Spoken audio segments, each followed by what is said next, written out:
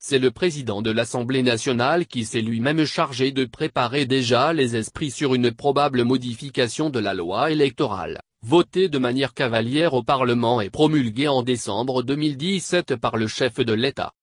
Kabila Minaku et Matata. La Cour constitutionnelle est en train d'examiner la requête en inconstitutionnalité déposée par un groupe de députés et sénateurs sur certaines dispositions de cette loi électorale.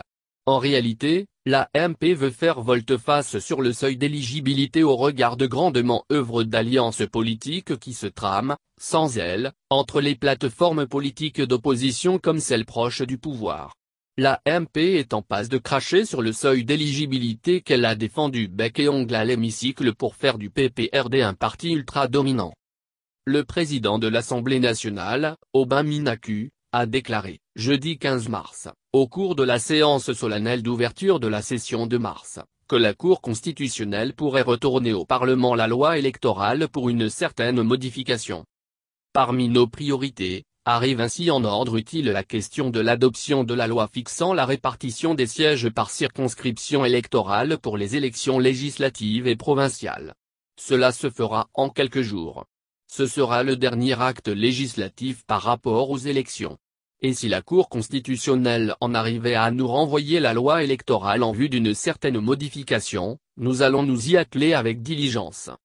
En évoquant l'éventuel retour au Parlement de la loi électorale, le président de l'Assemblée nationale et secrétaire général de la majorité présidentielle, MP, était plutôt en train de préparer les esprits tant des députés que de l'opinion nationale sur une probable modification de ce texte, voté de manière cavalière au Parlement sous le diktat de la majorité.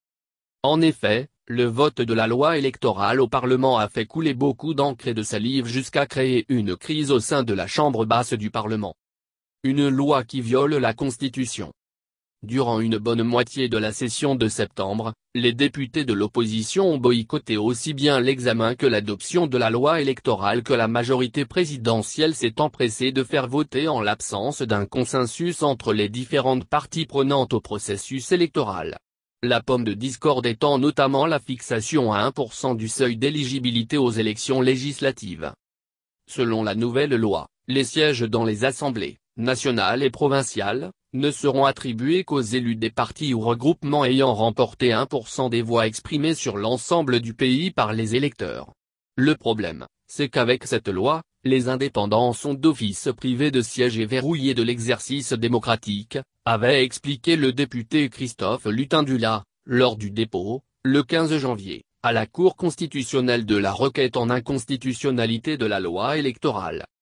Pour beaucoup de députés de l'opposition, cette loi consacre une démocratie des riches où les candidats ont vu la caution doubler.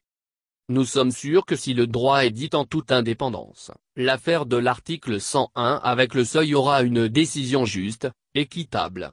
Ce n'est pas un problème seulement des indépendants, c'est un problème de principe.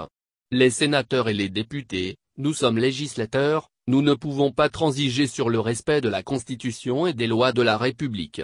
Ce n'est pas un problème d'intérêt catégoriel, c'est d'abord un problème de respect d'une constitution adoptée à 85% par les Congolais, disait l'honorable Lutindula après le dépôt de cette requête. Pour contrer une union sacrée de l'opposition. Tous ces arguments de droit sont justes. Cependant, toute chose restant égale par ailleurs, la voix de l'opposition devrait être prise en compte par la Cour constitutionnelle. Ça c'est dans un contexte normal. Ce qui n'est pas le cas en RDC. En réalité, la Cour constitutionnelle va retourner la loi électorale au Parlement, non pas parce qu'elle renferme des dispositions anticonstitutionnelles, mais plutôt, parce que la majorité présidentielle est prise à son propre piège avec cette exigence du seuil d'éligibilité. En effet, la contrainte du seuil d'éligibilité aux législatives a poussé les partis et plateformes politiques de l'opposition de penser à se regrouper pour espérer gagner des sièges. Depuis 2 semaines, des contacts vont dans ce sens, notamment entre le PALU, allié depuis 2 quinquennats de l'AMP, et quelques plateformes de l'opposition, en l'occurrence le MLC et FPRC ainsi que long et allié de Vital Kamerhe. Tout aussi, l'UD, le MLC et FRPC et long et allié ont envisagé, le 15 mars, la possibilité de mettre sur pied une plateforme électorale, en associant le PALU, en vue de ratisser large aux prochaines élections. Il en est de même de Moïse Katumbi qui a lancé, en début de semaine, depuis Johannesburg, en Afrique du Sud, sa plateforme électorale Ensemble pour le changement. Il ambitionne, in fine, de s'associer en une seule plateforme de l'opposition en vue de gagner les élections à tous les niveaux. Toutes ces grandement œuvres d'alliance politique effraient l'AMP. Surtout qu'elles se font sans elle. C'est donc pour contrer cette tendance aux alliances que les sbires du régime ont levé l'option de retourner la loi électorale au Parlement afin de supprimer, notamment le seuil d'éligibilité aux législatives. C'est le plan du pouvoir pour contrer la mise en place d'une seule plateforme de l'opposition contre le PPRD au prochain scrutin. Selon toute vraisemblance, l'AMP va cracher sur le seuil d'éligibilité aux législatives.